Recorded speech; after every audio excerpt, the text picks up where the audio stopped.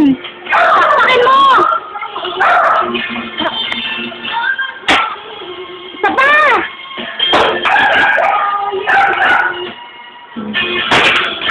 Galing nga. Ulit. Lagot ka. Bangkay ko sa akin.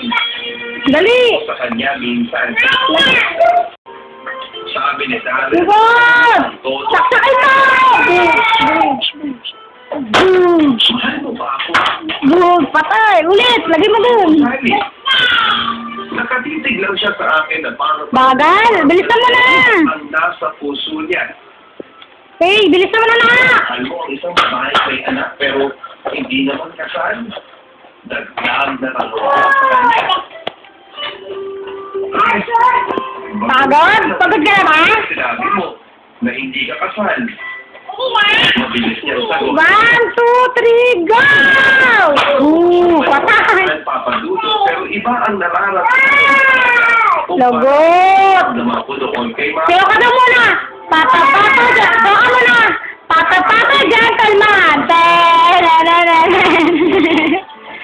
Parang pakita. Sayo mo na. Patay na laglag. Balot ng tabi pero sa ilalim ay wala kasing tabang. Pero si Daryl, sa tingin pa lang ay parang nabibigyan na ako ng panibagong lakas at pag-asa. Patayo na daw. Pata-pata gentleman. Ping! Ano naman siya makakasiguro eh. Hindi niya kilala yung tao. Para bang kilala niya ang naging boyfriend ko. Sabihin mo nga sa akin, Daryl, kilala mo ba si Marco? Magmula noong makilala kita at naikwento ko sa iyo tungkol sa amin, may napapansin ako sa isa sa iyo eh. Kung makapagsalita ka tungkol sa kanya, para kang nakilala mo na siya.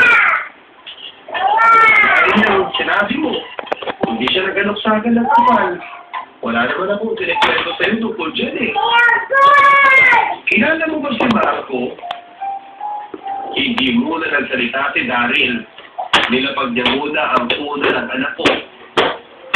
Hindi ba sabi ko sa iyo, taga-negro sa ko? Doon pa lang sa amin